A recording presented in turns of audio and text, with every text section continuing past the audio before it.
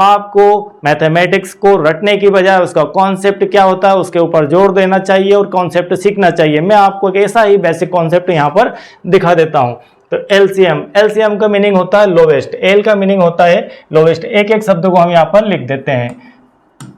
इसका मीनिंग होता है लोवेस्ट। लोवेस्ट अर्थ होता है कम से कम, कॉमन। यहाँ पर होता है कॉमन और एक होता है मल्टीपल। तो ये तीन शब्द होते हैं यहाँ पर, लोवेस्ट, कॉमन और मल्टीपल। मल्टीपल का अर्थ होता है हिंदी गुणज। गुणज का मतलब होता है गुणा, इसका अर्थ होता है गुणा। किसी भी संख्या का गुणा उसकी टेबल होती, जैसे मान लीजिए दो कोई संख्या है, इसके गुणज लिखने को कहा जाए कि दो के गुणज क्या क्या है, तो दो के गुणज एक तो 2 हो गया, एक 4 हो गया, एक 6, एक 8। इस प्रकार से संख्याएं बढ़ती जाएगी। मतलब हमें जो 2 की टेबल है वही उसका गुणज है। अगर 3 का कहा जाए कि 3 के गुणज क्या है, तो 3 के गुणज 3, 6, 9, 12। इस प्रकार से आप 3 की टेबल को आगे बढ़ाते जाइए और आपको 3 का नेक्स्ट गुणज मिलता चला जाएगा। तो यह जो शब्द होता है मल्टीपल, उसका अर्थ यह होता है। और कॉमन मतलब आपको एलसीएम में जब इसके आप गुणज निकालेंगे तब आपको कॉमन लेना है। और लोवेस्ट मतलब कम से कम, छोटे से छोटा कॉमन लेना है। और कैसे लेना हम इसको देखते हैं। तो सबसे पहले हम कुछ संख्या का चयन कर लेते हैं। हम ले लेते हैं 4,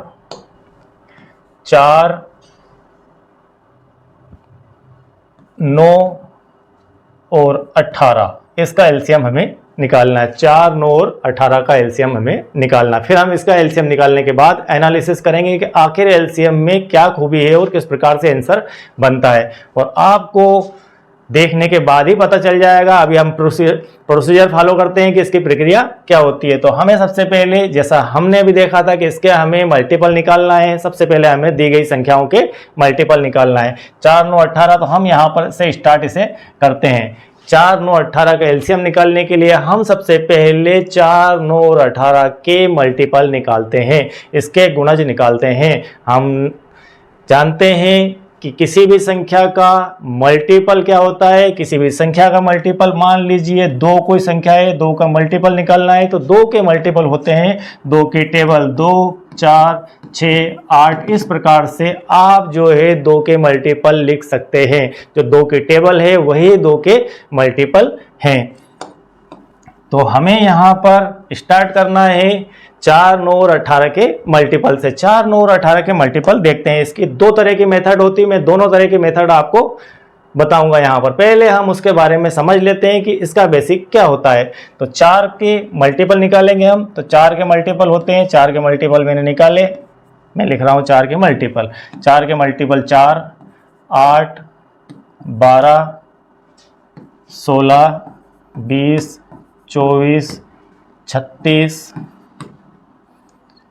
40। इस प्रकार से आप आगे की तरफ बढ़ते जाएंगे और आपको 4 के मल्टीपल मिलते जाएंगे। अब हम 9 के मल्टीपल निकालते हैं। 9 के मल्टीपल निकाले, 9 दूना 18, 9 तिया 27, 9 चौके 36, 9 पंजे 45, 9 छंकी 54। फिर हम निकालते हैं 18 के मल्टीपल। पहले सबसे छोटी संख्या, फिर उससे बड़ी संख्या और फिर उससे बड़ी संख्या। फिर हम ले लेते हैं 18। 18 के मल्टीपल 18, 36, 54, 72। इस प्रकार से आपको इसके मल्टीपल मिलते चले जाएंगे। अब मैंने यहाँ पर मल्टीपल लिख दिए हैं, 4 के मल्टीपल लिख दिए, 9 के लिख दिए और 18 के लिख दिए। अब हमें लोवेस्ट और कॉमन, लोवेस्ट और कॉमन इन 2 वर्ड का यूज भी इसके अंदर करना। अभी हमने सिर्फ मल्टीपल लिखे हैं, दी गई संख्याओं के हमने मल्टीपल लिखे हैं। अब लोवेस्ट मतलब क्या होता है? लोवेस्ट मतलब कम से कम या छोटे से छोटा मल्टीपल का हमें चयन करना है। हम बिल्कुल एलसीएम को इस तरफ से लिख देते हैं, यह आपका एम, फिर एल, फिर एल के बाद आता है आपका सी, फिर आता है एल। तो आपको इस प्रकार से यूज करना है। पहले आपको यूज करना है मल्टीपल का। तो आपने यहाँ पर 4, 9 और 18 के मल्टीपल फाइंड कर दिए, निकाल के रख लिए। अब आपको कॉमन की तरफ ध्यान रखना है।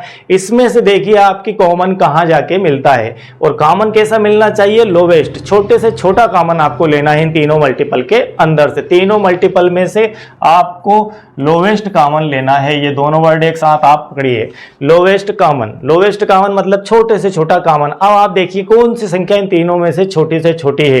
वो कॉमन, छोटी छोटी मतलब बड़ी से बड़ी तो आपको मिल ही जाएगी, लेकिन छोटे से छोटे इधर से स्टार्ट करते हुए हम सबसे पहले ट्रिक नंबर 1, याद रखने योग्य बात नंबर 1 कि आपको सबसे पहले क्या याद रखना, सबसे पहले आप बड़ी से बड़ी संख्या की तरफ जाएंगे, क्योंकि टेबल 18 से स्टार्ट हो रही, मतलब आप कम से कम यहां तक तो चले ही गए, आपका ये वाला पोर्शन तो छूट ही गया, क्योंकि कॉमन अगर बात हो रही है तो 18 से छोटा कॉमन तो होगा ही नहीं। तो यहां पर ये 9 छूट गया, मतलब इतना पोर्शन आपका, मैं इसको रेड दूसरे पेन से कर देता हूं, इतना पार्ट आपका ऑलरेडी छूट चुका है, ये मान के चलिए। आप इस पे ध्यान आपको नहीं देना, और क्यों नहीं देना ये भी आपको मैंने बता दिया है। तो यहाँ इस पार्ट को आपको ध्यान नहीं देना है। अब हम कॉमन ले रहे हैं, तो कॉमन तीनों के अंदर से ही आना है। जब तीनों के अंदर से कॉमन आना है तो हम सबसे पहले यहाँ 18 सबसे बड़ी संख्या है, तो इसका मल्टीपल पहले नंबर पे ही 18 है, तो इससे पहले वाली संख्याओं का तो सवाल ही नहीं उठता कि ये संख्या कॉमन में आएगी 18। यहाँ तक आप जो है कॉमन ले ही नहीं सकते,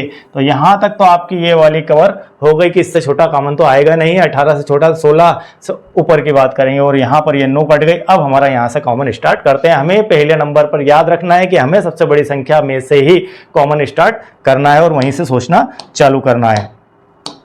तो यहाँ पर 18 है, क्या इसमें 18 है? इसके अंदर 18 है, लेकिन क्या इस टेबल के अंदर 18 है? नहीं है। इसके अंदर 36 है, क्या इस टेबल के अंदर 36 है? तो यस, इस टेबल के अंदर यहाँ पर 36 है और इस टेबल के अंदर यहाँ पर 36 है। तो ये 36 हमारा लोवेस्ट कॉमन मल्टीपल है, तीनों का लोवेस्ट कॉमन मल्टीपल। मल्टीपल आपको इसके बाद भी मिल जाएंगे। जब आप 4 की टेबल को आगे बढ़ाएंगे तो कहीं ना कहीं आपको यहाँ 72 मिल जाएगा, और जब आप 9 की टेबल को आगे बढ़ाएंगे तो कहीं ना कहीं आपको 72 जरूर मिलेगा। जब इस टेबल को आप आगे बढ़ाएंगे तो यहाँ पर आपको 72 मिल गया, तो यह 72, यह 72 और यह 72 भी आपका एलसीएम हो सकता है। लेकिन यह जो है लोवेस्ट नहीं है, यह लोवेस्ट जो था 36 उसका डबल है। तो आपको जो एलसीएम मिलेंगे वो किस क्रम में मिलेंगे? आपको यहाँ 36 मिला है, इसका मतलब आपको अब मिलेगा 72, इसके बाद मिलेगा आपको 108, मतलब आपको 36 के टेबल में एलसीएम मिलते चले जाएंगे। लेकिन इन तीनों में अगर देखें 36, 72, 108 में तो लोवेस्ट क्या है? तो लोवेस्ट हमारा है 36। तो हम कह सकते हैं कि हमारा जो एलसीएम है वो 36 है। तो यह इसकी डेफिनेशन है और यह एलसीएम का बेसिक है। किस प्रकार से हम एलसीएम को देखते हैं और एलसीएम कैसे बना है। तो इस शब्द का मीनिंग आपको मैंने बताया कि एलसीएम शब्द का सबसे पहले मीनिंग समझिए कि यह एलसीएम होता क्या है। लोवेस्ट कॉमन मल्टीपल, तो सबसे पहले दी गई संख्याओं का हम मल्टीपल निकालेंगे। मल्टीपल निकालने के बाद हम कॉमन देखेंगे, और कॉमन भी कैसा देखेंगे? लोवेस्ट वाला, सबसे पहले नंबर वाला कॉमन देखेंगे। तो सबसे पहले नंबर हमें जो याद रखना थी वह थी कि जो कॉमन देखा जाएगा वह हमारी बड़ी से बड़ी संख्या से देखा जाएगा, उससे छोटा तो कॉमन आना ही नहीं है। नंबर 1 बात। नंबर 2 बात, अब हमें इसकी मेथड देखना है। मेथड देखना है, उसके बाद इसका फिर से एनालिसिस करना है। मैं आपको यहाँ पर, आप इसे नोट डाउन कर लीजिए, याद रख लीजिए, इसका स्क्रीनशॉट ले लीजिए कि इस प्रकार से आपको जो है एलसीएम निकालना है। अब हम इसका यूज़ करेंगे, इसका एनालिसिस करेंगे, इसके बारे में पूरा ऑपरेशन इसका एलसीएम का आज होने वाला है। आपको कभी जीवन में दोबारा एलसीएम का कहीं भी कोई वीडियो, कोई पार्ट या कोई लेक्चर देखने की आवश्यकता नहीं होगी। आप कंप्लीट एक्सरसाइज हो जाएगी आज आपके एलसीएम के अंदर। तो चलिए मैं इसे क्लियर कर देता हूं। यहां पर मैंने इसे क्लियर कर दिया।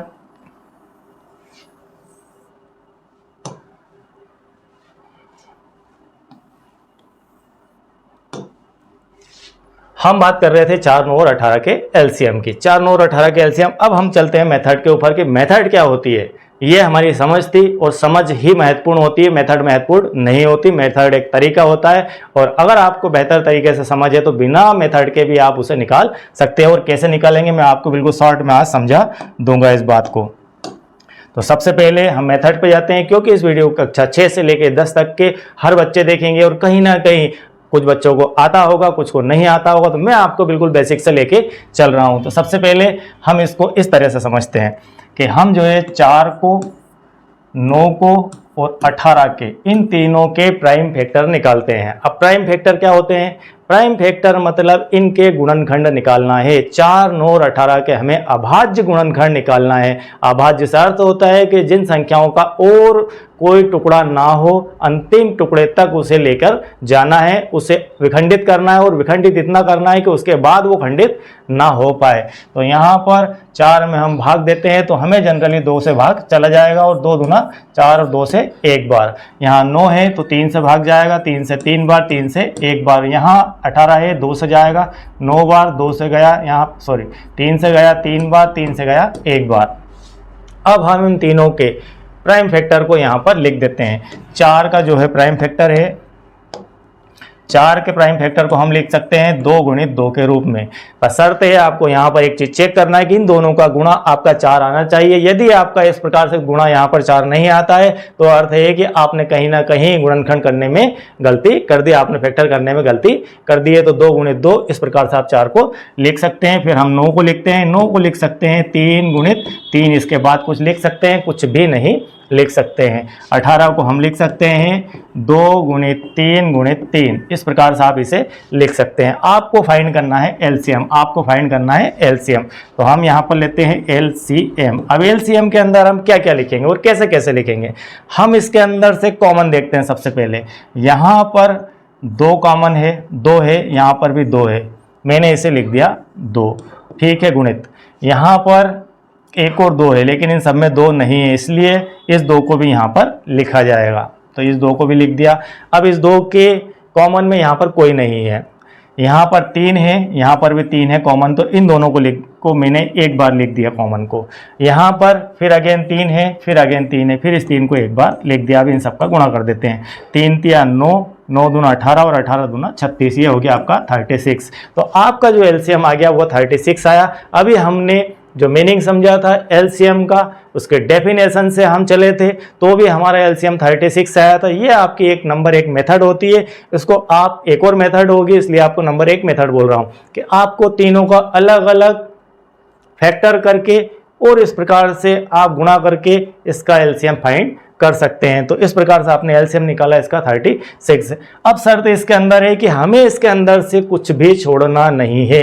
हमने सबसे पहले एक बार मैं इसे रेड पेन से काट के बता देता हूं। यहाँ पर हमने सबसे पहले 2 लिया, ये 2 लिया और ये 2 लिया। इस 2 के बदले में हमने ये 2 लिख दिया। फिर हमने ये 2 यहाँ पर था, इसके लेवल से कोई 2 नहीं कॉमन था, इसलिए हमने इसे लिख दिया। हमें कोई भी छोड़ना नहीं है अंक, यहाँ पर कोई भी संख्या छोड़ना नहीं है। फिर इसके बाद यहाँ पर 3 था और यहाँ पर 3 था, इसके बाद इसके अंदर तो 3 है ही नहीं, तो इस 3 के बदले में हमने एक 3 लिख दिया। फिर एक 3 यहाँ था और एक 3 यहाँ था, इन दोनों के बदले में एक 3 लिख दिया। फिर इन सबका गुणा करके ये 36 आ चुका है। तो ये हमारी एलसीएम की नंबर 1 मेथड होती है। इसके बाद हम आगे चलते हैं। अब नंबर 2 मेथड हमारी क्या होती है। नंबर 2 मेथड कि जब इन सभी को साथ में रख लें, हम जब इन सभी को साथ में रख के एक कॉमन तरीके से फैक्टर निकाल लें, तो कॉमन तरीके से फैक्टर निकालेंगे तो उसे बोलते हैं कॉमन फैक्टर। तो हम यहां पर कॉमन फैक्टर निकाल लेते हैं इसका। 4, 9 और 18 का एक साथ में फैक्टराइजेशन कर देते हैं। तो यहाँ पर 2 से किया, 2 दूना 4, 9 में 2 का भाग नहीं जाता है, वैसा का वैसा ही लिख दो। और 18 में 2 का भाग चला जाता है 9 बार, इसे हमने 9 बार काट दिया और 9 लिख दिया। तो यहाँ पर अब अगेन 2 से भाग चला जाएगा। जब तक आप 2 का भाग देते रहेंगे, जब तक कि आप इसके अंदर की संख्या, बॉक्स के अंदर की संख्या 2 से भाग जाती जाएगी। आप 2 को एक बार यहाँ पर 9 में नहीं जाएगा, वैसे ही लिख दिया, इसको भी ऐसे ही लिख दिया। अब यहाँ पर 2 से भाग जाने वाली कोई संख्या हमारे पास नहीं है, ऐसी कोई डिजिट नहीं है जिसमें हम 2 से डिवाइड कर सकें। तो अब हमें नेक्स्ट जो हमारी इसकी अब संख्या है वो है 3। 2 के बाद नंबर आता है 3 का। हम क्रम से ही चलेंगे, अचानक एकदम उठा के 9 नहीं लिखना है, हमें बिल्कुल स्टेप वाइज 2, 3, 4, 5 का ही यूज करते हुए चलना है और देखना है। तो 3 से ये एक वैसा का वैसे ही, और 3 तिया 9 और 3 तिया 9। फिर हमने 3 का लगाया, 3 एकम 3। जब तक कि यहाँ पर 1 1 ना आ जाए आपको यह प्रक्रिया जारी रखनी है। जिसके अंदर भाग नहीं जाए वहां पर आप उसे स्किप करके आगे लिख सकते हैं। अब आपके पास जो फैक्टर आ गए वो ये आ गए, 2 गुणित 2 गुणित 3 गुणित 3, 3 तिया 9 दूना 18 दूना 36। तो यह अगेन आपका एलसीएम 36 आ चुका है। यह आपके मेथड नंबर 2 थी, यह आपके मेथड नंबर 2 थी। आपने मेथड नंबर 1 के अंदर आपने जो है इनके सभी के इंडिविजुअल फैक्टर देखे, इंडिविजुअल फैक्टर को लिखने के बाद में आपने कॉमन लिखा उन सब में से और कॉमन को मल्टीपल करके आप 36 लेके आए थे जो उसका एलसीएम था। सेकंड मेथड में आपने इन सबको साथ में रख लिया, साथ में रखने के बाद और आपने फिर इनको इस टाइप से अरेंज किया, 2 गुणित 2 गुणित 3 गुणित 3 और 36 आपने इसका मल्टीपल करके निकाल लिया, इन सबका गुणा कर लिया, 36 आ गया।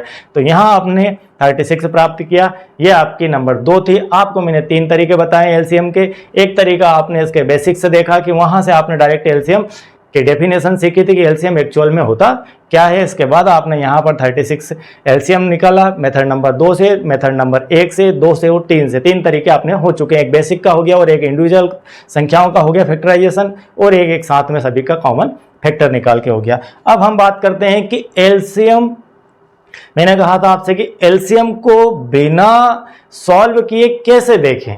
ये तो तरीका हो गया इसको निकालने का। अब हम बिना पेन उठाए, बिना कॉपी पे पेन चलाए कैसे देखें कि इसका एलसीएम ये हो सकता है। पहले संभावित सोचे तो सही, उसके बाद में हम उसे सॉल्व करेंगे। तो सबसे पहले आप उसे संभावित सोचना इस प्रकार से सीख सकते हैं। संभावित क्या, अगर आपको पूरा कॉन्सेप्ट दिमाग में आ गया तो आप तुरंत उसको देखकर ही एलसीएम फाइंड कर ही लेंगे। हमने यहाँ पर जो संख्याएं लिखी है वो लिखी थी 4, 9 और 18। 4, 9 और 18। सबसे पहले मैं इसका एनालिसिस करता हूँ। इसका एनालिसिस करते हैं हम। एनालिसिस के अंदर, विश्लेषण के अंदर, विश्लेषण बहुत जरूरी है। विश्लेषण बहुत जरूरी है। विश्लेषण हमारा कॉन्सेप्ट होता है। किसी भी लेसन को करने के बाद, कोई भी ट्रिक को सीखने के बाद, कोई भी मेथड सीखने के बाद आप उसका एनालिसिस एक बार जरूर करें। मैं जोर दे के इस बात को कहता हूं कि आप उसका एनालिसिस जरूर करें। एनालिसिस से आप उसके मूल कॉन्सेप्ट तक पहुंच जाएंगे। अभी आपने जो सीखा हुआ थी मेथड, अब उसको डिजाइन कैसे किया गया और क्यों किया गया उस पर समझ आपको बनना जरूरी है। जैसे 4, 9 और 18 का एलसीएम हमारे पास आ गया था। यहाँ पर एलसीएम इसका आया 36। अब आप देखिए 4, 9 और 18 का 4, 9 और 18 का 36 से क्या रिलेशन है। 4, 9 और 18 का 36 से क्या रिलेशन है। 4 के टेबल में 36 आपको मिल जाएगा, 9 के टेबल में आपको 36 मिल जाएगा और 18 के टेबल में आपको 36 मिल जाएगा। मतलब इन तीनों का गुणा है ये 36। ये 36 इन तीनों का गुणा है, इन तीनों का गुणज है। ये हम इसके बेसिक में देख चुके थे।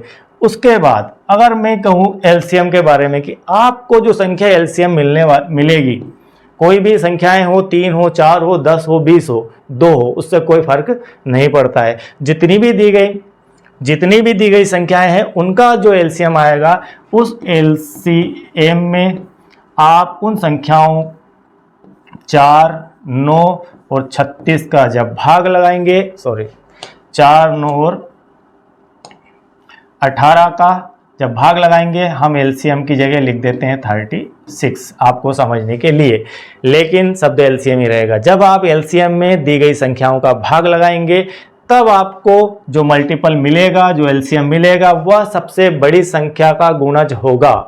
गुणज तो इन तीनों का भी होगा, लेकिन सुविधा हमारी कहां से रहेगी। हम 4 को देखेंगे तो 36 पे जाने में देर लगेगी। आपको 18 से लेके चलना है। सबसे बड़ी संख्या को सबसे पहले देखना है एलसीएम के अंदर कि हमें किन संख्याओं का एलसीएम निकालना है। पता चला 4, 9 और 18 का एलसीएम निकालना। हम सबसे पहले नजर हमारी जानी चाहिए 18 के ऊपर। तो 18 के ऊपर नजर गई। उसके बाद हमने देखा कि इसका जो गुणा है वह एलसीएम होगा। हो सकता है कि 18 भी आपका एलसीएम हो। हम देखेंगे सबसे छोटी संख्या। इसके बाद सबसे छोटी संख्या और सब बीच की संख्या, उससे बड़ी संख्या का उससे क्या रिलेशन है, या सबसे छोटी संख्या का सबसे बड़ी संख्या से क्या रिलेशन है, या बीच की संख्या का बड़ी संख्या से क्या रिलेशन है। इन तीनों का आपस में रिलेशन देखेंगे। 9 की टेबल में क्या 18 आ रहा है, 9 की टेबल में क्या 18 आता है। यस आता है। 9 दूना 18। तो हम इस 9 को छोड़ देंगे, इससे कोई अभी हमें मतलब नहीं है। हम बिल्कुल तुरंत एलसीएम पे पहुंच जाएंगे। क्या 4 की टेबल में 18 आता है। 4 की टेबल में 18 नहीं आता है। अब हम बात करेंगे 4 और 18 के मल्टीपल की। 9 के मल्टीपल की बात आप छोड़ दीजिए, यह आपका स्किप हो गया ऑटोमेटिक। क्यों स्किप हो गया? क्योंकि 9 के जो मल्टीपल है वही 18 के मल्टीपल रहेंगे। मतलब 9 के मल्टीपल के जो रहने वाले हैं वही 18 के अंदर आपको मिल जाएंगे। कैसे मिल जाएंगे?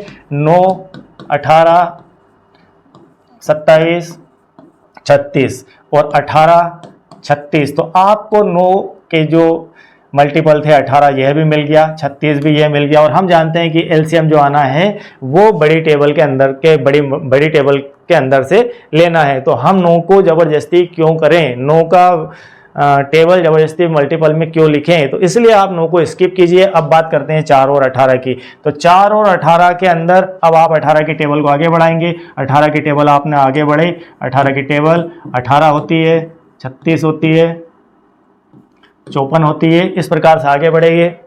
अब आप देखेंगे कि 4 की टेबल में आपका जहां भाग चला जाए 18 में जाता है क्या? नहीं जाता है। 36 के अंदर चेक करेंगे 4 की टेबल में आता है क्या? हाँ आता है। मतलब यही आपका एलसीएम हो चुका है, यही आपका एलसीएम हो चुका है। मतलब हमें क्या देखना है, फिर से अगेन इन सबको क्लियर करके मैं बता देता हूं आपको। देखना क्या है, हमें सबसे पहले देखना है सबसे बड़ी डिजिट क्या है, सबसे बड़ी संख्या क्या है एलसीएम में। जो 3 संख्याएं, 2 संख्याएं, 10 संख्याएं, 20 संख्याएं, जो भी संख्याएं हमें दे रखी है उसका एलसीएम निकालने के लिए सबसे बड़ी संख्या को सबसे पहले देखेंगे। सबसे बड़ी संख्या के टेबल का ही कोई डिजिट हमारा एलसीएम रहेगा।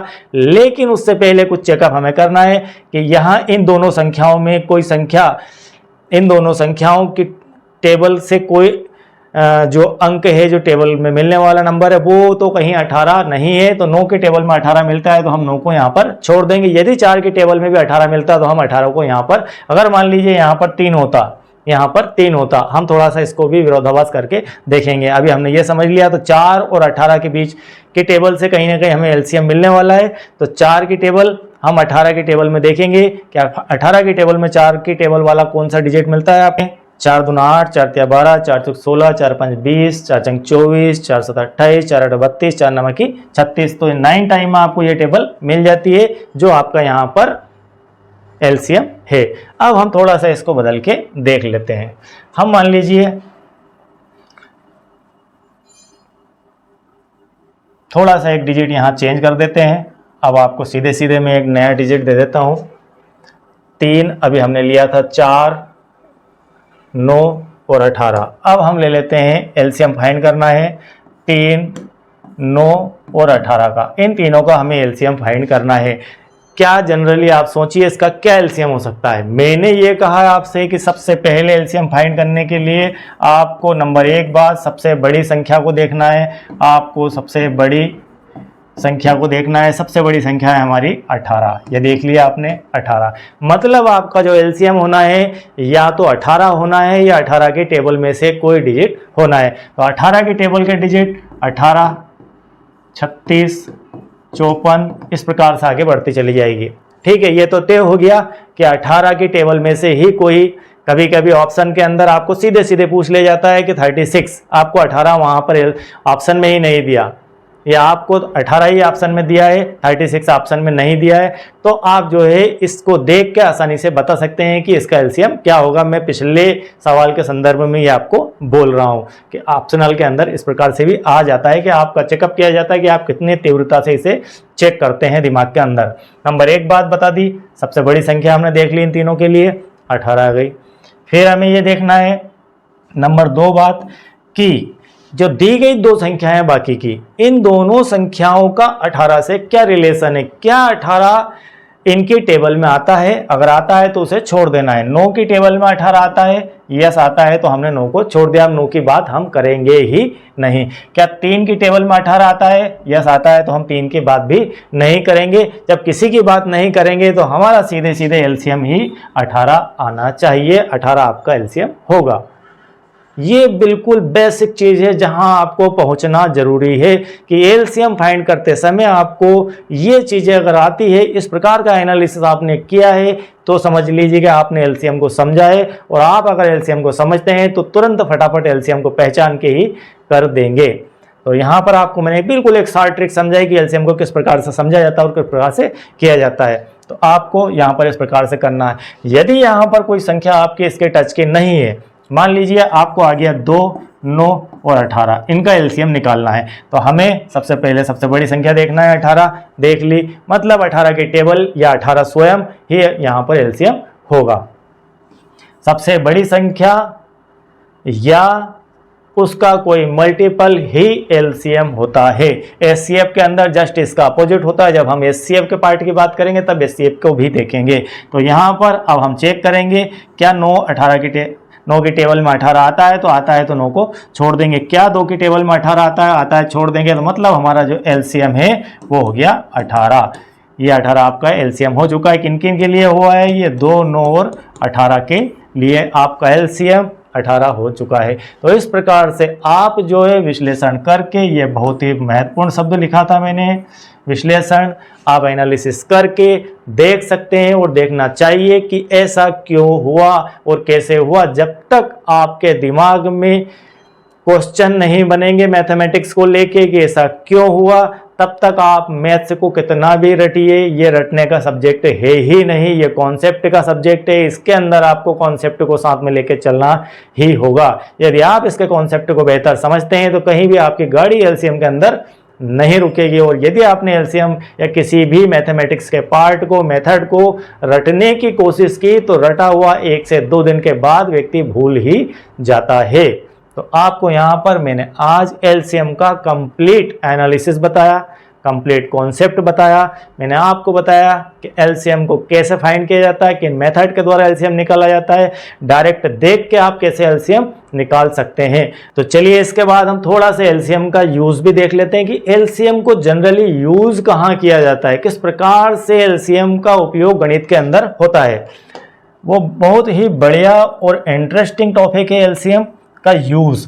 जनरली वो सवाल को देख के लगता कभी भी नहीं है कि इसके अंदर एलसीएम लग के ये सवाल सॉल्व होंगे, लेकिन वो सवाल हमारे जो है एलसीएम मेथड से होते हैं, हमें उसको पहचानना आना चाहिए। जनरली प्रतियोगी परीक्षाओं के अंदर, कंपटीशन एग्जाम के अंदर इसके एप्लीकेशन से सवाल जरूर आते हैं। मतलब एलसीएम दिया नहीं रहता है कि आपको इससे एलसीएम से करना है, लेकिन हमें पता होना चाहिए कि ये सवाल एलसीएम से ही होगा। वो कैसे होगा, मान लीजिए ए कोई व्यक्ति है और बी कोई व्यक्ति है और सी कोई व्यक्ति है, 3 व्यक्ति हैं और इन तीनों की एक खासियत है।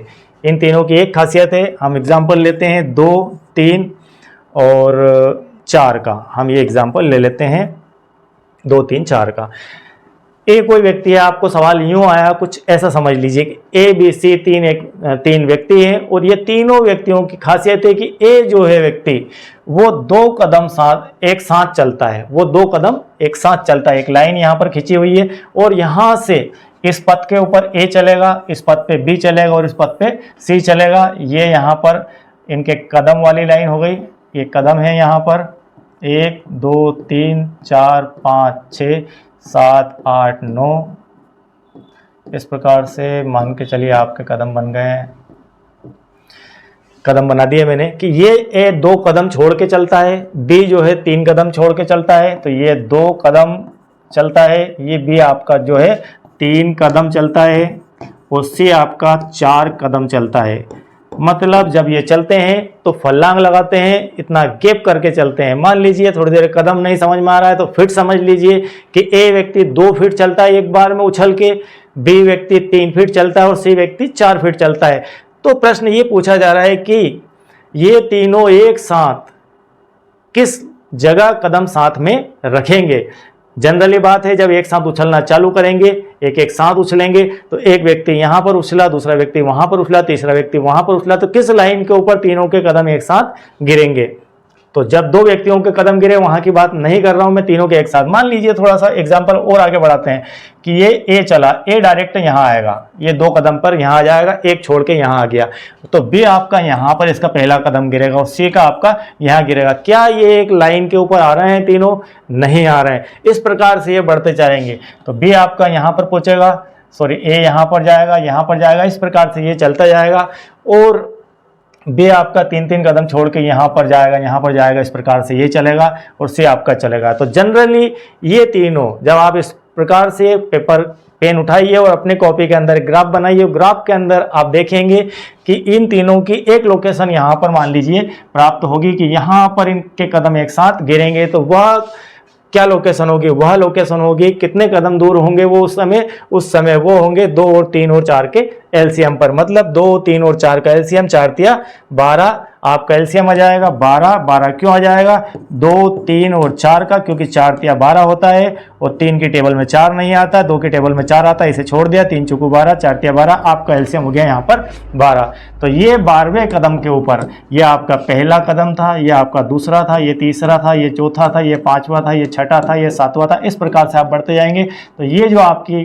संख्या है, लाइन है, इस लाइन के ऊपर 12वें कदम पे तीनों के कदम एक साथ गिर जाएंगे। मतलब 2 जो है, ए जो है वो जो 2 कदम छोड़ के चलता है वो 6वीं फल्लांग के अंदर, 3 बी जो है, बी आपका वो आपकी कितनी फल्लांग लगा चुका होगा, 3 गुणित 4 चौथी फल्लांग रहेगी। और सी की जो है यहाँ पर 4 तिया 12, मतलब सी की तीसरी फल्लांग रहेगी। मतलब सी आपका तीसरी बार जंप करेगा, बी आपका चौथी बार जंप करेगा और ए 6ठी बार जंप करेगा। उस जंप के अंदर तीनों एक लाइन के ऊपर कदम एक साथ में रख देंगे। तो इस प्रकार के क्वेश्चन आपको एलसीएम से पूछे जाते हैं। यहाँ आपको यह ध्यान में रखना है कि इसे सॉल्व कैसे करना है। इसमें वेरिएशन काफ़ी सारी होती है। हर मैथमेटिक्स के अंदर जब हम कंपटीशन एग्जाम के लेक्चर बनाते हैं उसके अंदर इस प्रकार के क्वेश्चनों को समाहित करते हैं और इससे भी डीप से डीप ले जाके वहाँ पर क्वेश्चनों को सॉल्व करवाया जाता है। अभी हाल फिलहाल हमारा कक्षा 6 से 10 के बीच में जो एलसीएम निकालने का था वो एलसीएम हमने यहाँ पर सीखा। अब एक और चीज़ इसके अंदर बाकी बचती है एलसीएम के अंदर कि हम रेशनल नंबर या परिमेय संख्याओं को एलसीएम कैसे निकालें, तो उसे भी चलते चलते थोड़ा सा यहाँ पर देख लेते हैं। तो हम यहाँ पर इसको क्लियर ऑल कर देते हैं। हमारा टॉपिक चल रहा था एलसीएम। अब रेशनल नंबर के एलसीएम कैसे निकाले जाता है। जनरली हमें एलसीएम की आवश्यकता रेशनल नंबर के अंदर ही होती है, उसके बाद उसकी एप्लीकेशन के अंदर इसकी जरूरत पड़ती है। मान लीजिए आपके पास कोई संख्या है 1/4 और उसमें प्लस करना हमें 1/2, तो यहाँ पर हम एलसीएम फाइंड करते हैं। 4 और 2 का एलसीएम हमें निकालना है। 4 और 2 का एलसीएम निकालने के लिए आप उस तरीके पे जाएंगे, किस तरीके पे, आप 4 और 2 का फैक्टराइजेशन करेंगे, फिर उसका गुणा करेंगे और वहाँ से एलसीएम लेके आएंगे। जनरली आपको सोचना है क्या 2 की टेबल में 4 आता है। यदि 2 की टेबल में 4 आता है तो आपका एलसीएम होता है यहाँ पर 4। बात यहाँ पर खत्म हो जाती है। 2 की टेबल में अगर 4 आता है तो आपका एलसीएम हो जाता है 4। फिर आप इस 4 का भाग इस 4 में लगाएंगे। 4 का भाग 4 में लगाएंगे, कितनी बार जाएगा, एक बार जाएगा। इस प्रकार से एक बार आपको थोड़ा सा बेसिक बिल्कुल समझा देता हूँ मैं। इस 4 का भाग इस 4 से दिया, ये 4 है। इस 4 का भाग इस 4 में दिया तो आपको 4 एकम 4, जो 1 मिला उसका गुणा आपको 1 से करना है। जो भागफल मिला उसका गुणा आपको इससे करना है, ऊपर वाले से, न्यूमरेटर से करना है या अंश से करना है। तो 1 एकम 1 लिख दिया। प्लस है तो प्लस का निशान। 2 का भाग फिर आपने 4 में लगाया। इस 2 का भाग आपने 4 में लगाया तो 2 का भाग आप 4 से देंगे, 4 में देंगे तो 2 बार जाएगा। इस 2 का गुणा उठा के 1 से करना है, इस 1 से गुणा करना है। तो 2 एकम 2 यहाँ पर हो गया। आप इसे प्लस का निशान है तो जोड़ दीजिए, यहाँ पर जो भी माइनस प्लस जो भी है वो कर दीजिए, दोनों में से कुछ भी हो सकता है। तो 2 और 1 3/4 ये आपका फाइनल आंसर हो चुका है। तो इस प्रकार आप एलसीएम का इन संख्याओं के अंदर सॉल्यूशन करने में यूज करते हैं। मान लीजिए आपके पास कुछ इस प्रकार से आ जाता है 1/3 प्लस 1/2। तो अब एलसीएम क्या होगा। अब 2 की टेबल में क्या 3 आ रहा है, नहीं आ रहा है। 3 की टेबल में क्या 2 कभी आ सकता है, क्या नहीं आ सकता है। तो इसका जो एलसीएम होगा इन दोनों का गुणा, मतलब 3 × 2 आपका एलसीएम हो जाएगा। 3 × 2 आपका एलसीएम हो जाएगा। मतलब आप सीधे सीधे एलसीएम के अंदर लिख दीजिए 6। आप सीधे सीधे इसके एलसीएम में लिख देंगे 6। यहाँ पर 2 और 3 का गुणा 6। जब आप इसका गुणा यहाँ पर लिखेंगे तो आपको ज़्यादा कुछ दिमाग लगाने की ज़रूरत नहीं है। इस 2 का गुणा सामने वाली संख्या से कर दीजिए। इसका गुणा यहाँ से कर देंगे हम, इसका गुणा सीधे सीधे इससे कर देंगे और इसका गुणा इससे कर देंगे। 2 का गुणा 1 से किया हमने तो आ गया हमारा पास 2, और 3 का गुणा 1 से किया, प्लस है तो प्लस, 3 एकम 3, 3 और 2 5/6। ये आपका हो चुका है फाइनली आंसर 5/6। यहाँ पर इतनी देर में आपका एलसीएम भी निकल गया और सवाल भी सॉल्व हो गया। ये हो गया तरीका नंबर 2। तो हमने यहाँ पर एलसीएम देखा, एलसीएम का बेसिक देखा, एलसीएम का बेसिक कॉन्सेप्ट देखा, एलसीएम की डेफिनेशन देखी, किस प्रकार से एलसीएम की डेफिनेशन होती है, किस प्रकार से एलसीएम को फाइंड किया जाता है। एलसीएम फाइंड करने के 2 से 3 मेथड देखी, फैक्टर मेथड देखी, कॉमन फैक्टर मेथड देखी। इसके बाद हमने एलसीएम का एनालिसिस भी किया। एनालिसिस करने के बाद हमने देखा कि एलसीएम का किस प्रकार से मैथमेटिक्स में यूज होता है। तो आपको आई होप कि आज एलसीएम का प्रॉपर यूज करना आ गया होगा।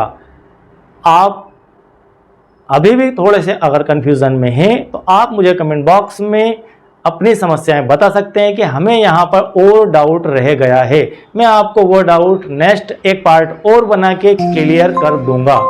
और आप मेरे साथ बने रहिए। इस प्रकार आपको मैथमेटिक्स की ऊंचाइयां मिलती रहेगी, मैथमेटिक्स के कॉन्सेप्ट मिलते रहेंगे और बेहतर से बेहतर कंटेंट आपको प्रोवाइड होता रहेगा फ्री ऑफ चार्ज। तो यदि आपको वीडियो अच्छे लगते हैं, आपको कुछ सीखने को मिलता है तो लाइक कीजिए, शेयर कीजिए। और आपने यदि अभी तक सब्सक्राइब नहीं किया है तो चैनल को सब्सक्राइब भी करके रखिए, ताकि आपको मेरे next videos, next lecture notification के माध्यम से सबसे पहले मिल जाए। Thank you very much.